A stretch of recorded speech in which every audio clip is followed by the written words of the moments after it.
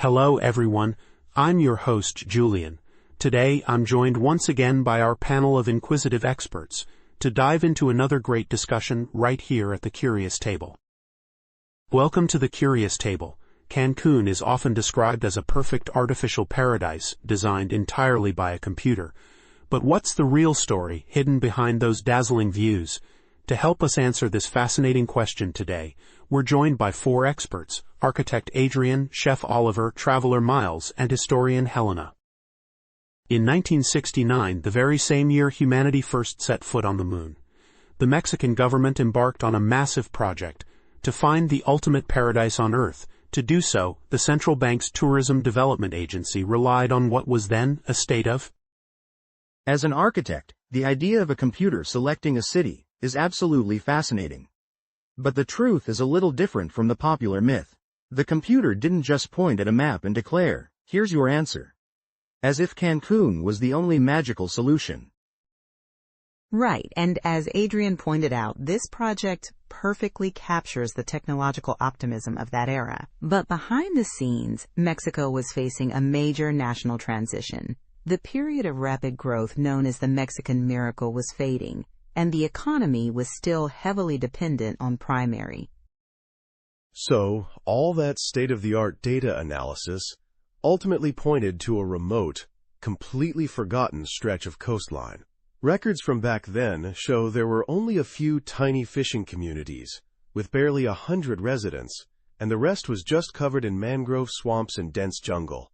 The name Cancun even translates to nest of snakes in Mayan. So, from a traveler's perspective, it wasn't exactly a ready-made paradise. It was more like an uncharted wilderness, waiting to be explored.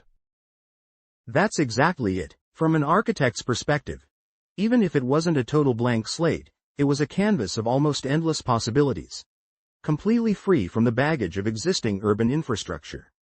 That's why the Cancun project, which kicked off in 19.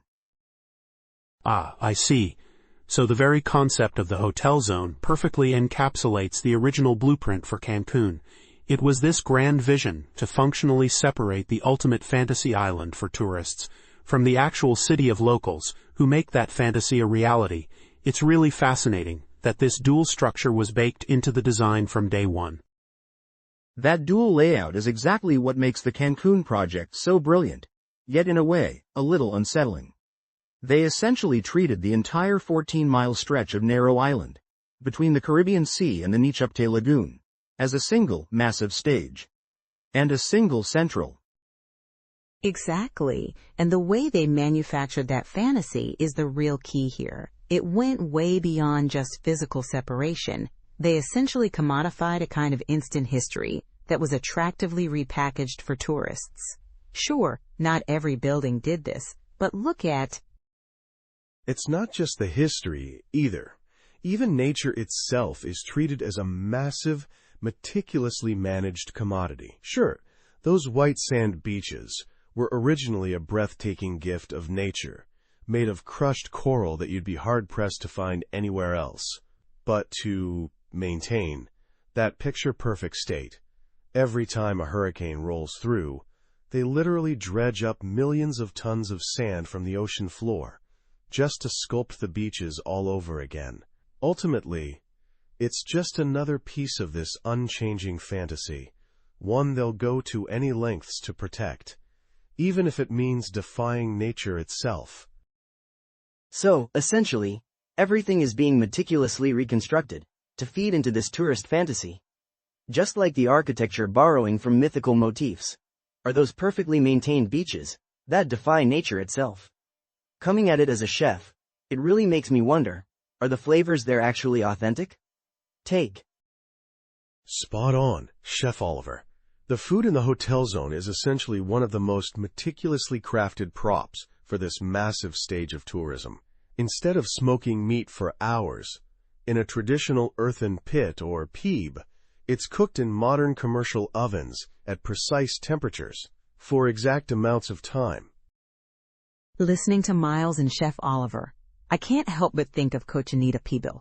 The entire history of the Yucatan is baked right into its name. Cochinita refers to the suckling pig, an animal and culinary tradition brought over by the Spanish. Pibil, meanwhile, comes from pieb, the millennia-old Mayan cooking technique of wrapping meat in banana leaves and roasting it underground with hot stones. It's essentially a history book written in food, the conqueror's ingredients, reborn into a completely new identity through the land and time of the conquered. That Mayan word, pibil, really says it all, a far cry from what you'd find in those hotels. The true, traditional, pieb, technique essentially turns the earth itself into a massive cooking vessel. First, you line a pit with stones and build a wood fire over them for hours, until those stones are glowing red hot. Then, you take the marinated meat, wrap it tightly in multiple layers of banana leaves, place it on the stones, and bury the whole thing completely, with more leaves and dirt. The ground basically becomes one giant, low-temperature pressure cooker. For at least 8 hours, the meat slowly steams and smokes, absorbing its own juices, the subtle aroma of the banana leaves, and the earthiness of the soil. It's the same principle as modern sous vide, but that complex flavor profile, created by the earth, fire, and plants. The literal taste of the land is something no state-of-the-art kitchen gadget could ever replicate. Before it even enters that perfect, low-temperature cooking system, the meat undergoes another crucial transformation. It gets generously slathered in recado rojo, a vibrant red paste made from achiote seeds. This is so much more than just a marinade. In ancient Mesoamerican civilizations, this red pigment was deeply woven into the fabric of everyday life. It was used as body paint, an ingredient to breathe life into their food, and even served as medicine and currency. People often poetically refer to achiote as the red soul of the Maya. But, in reality, That's exactly it. With this dish, where you eat it is more than half the experience. When you step off the manicured paths of the hotel zone and dive into downtown, where layers of everyday local life unfold, sitting on a worn-out plastic chair at a... So essentially, that worn-out plastic chair and the surrounding street noise are the final pieces of the flavor puzzle. Listening to you all, it seems these two culinary experiences go far beyond a simple dichotomy of food as a commodity versus food as identity. On one hand, you have the polished experience served up by a meticulously designed tourist city, born from data analysis and policy decisions. On the other hand, just beyond the borders of that master plan flows an authentic, everyday reality, steeped in centuries-old cooking techniques and the vibrant colors of local life. Cancun isn't a place where these two worlds are completely isolated. Rather, it's a fascinating stage in itself, showcasing how they coexist within a single space, influence one another, and ultimately shape the city we see today. That's exactly the point. That duality we see in the food is actually the key to decoding the entire city of Cancun. As an architect, I see it as a collision of two completely different philosophies about how we treat the land. Above ground, you have these meticulously maintained white sand beaches that are flawlessly rebuilt by sheer human will every time a hurricane sweeps through. But right beneath the surface, the cenotes are breathing. Those natural sinkholes that, for thousands of years, served the Maya as both sacred gateways to the underworld and their only life-sustaining source of fresh water. Adrian, your mention of sacred gateways really hits the nail on the head. The surface of Cancun that we see, this vast limestone plateau, has absolutely no rivers or lakes. So the cenotes, these natural sinkholes formed when the roofs of massive underground river systems collapsed, were quite literally the lifeblood of the Maya civilization. They were way more than just a place to get drinking water. They were the foundational infrastructure that allowed communities to take root and thrive. And because they were so absolutely critical as a source of life-giving water, they naturally took on a profound religious significance. Certain key cenotes were revered as the sacred dwelling places of the rain god, Chak, and as portals to Sibaba, the underworld. While not every single cenote was used for rituals, their very existence was undeniably something to be revered. completely beyond human control. They exist on a fundamentally different plane than those white sand beaches, which are built and maintained by sheer human will. That's exactly the point. The fact that their only life-sustaining water source, a place of profound reverence where they prayed to the gods, has transformed into one of the world's most stunning natural swimming pools, where you just buy a ticket to beat the heat. That, right there. Miles, what you just pointed out, perfectly illustrates how the tourism industry consumes history.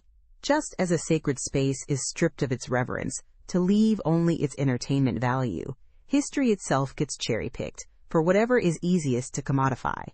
The Maya are more than welcome when they're framed as the brilliant architects behind mysterious pyramids or the mystical astronomers who mapped the stars. But what about the bloody history that unfolded right here, on this very soil? Take the caste war, for example, a massive, half-century-long uprising by the Maya against Mexican government exploitation. Any story that might fracture the illusion of a flawless vacation paradise isn't necessarily erased outright. Rather, it's just quietly sidelined from the mainstream narrative. Helena, that quiet sidelining you mentioned is evolving into something much more sophisticated right next door in Tulum. The so-called eco-chic style is the perfect stage for it. They plaster the walls with chucum, a traditional Maya limestone finish, and bring in rough-hewn wood and organic textiles to create a vibe that feels like it's blending seamlessly into the jungle. Now, to be fair, there are absolutely genuine attempts out there to practice real ecological philosophies. But when you look at the core of this trend, it really begs the question: is this actually sustainable architecture that respects the local history and environment? Or is it just a highly calculated, eco-friendly commodity, perfectly packaged for maximum appeal on social media? That's exactly where the disconnect hits hardest, for me as a traveler. It often feels like every space and piece of decor is just an elaborate stage set, designed not to add any real depth to the time I spend there, but simply to frame that one perfect shot.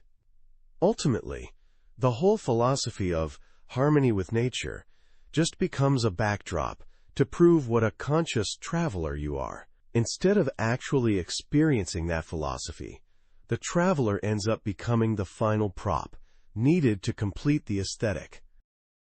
So in the end, everything becomes a meticulously calculated commodity. It's a well-known story that in the late 1960s, the Mexican government used computer models to crunch data, like the number of sunny days a year and the quality of the coral sand, to draft a blueprint for the most efficient paradise possible. But listening to the three of you today, it seems like that algorithm missed the most crucial variable of all, one it could never have calculated, and maybe wasn't even factored in as an input to begin with. I'm talking about the weight of the history, layered within a place, and the sustainability of the communities that actually live on that land. I think that's exactly Cancun's greatest paradox, and its biggest draw. You can use this massive resort city, engineered by the Mexican government, through endless data analysis, and rely on its flawless infrastructure and safety as a springboard to step right into the deep history of the Yucatan, the very history that was sidelined in that original blueprint.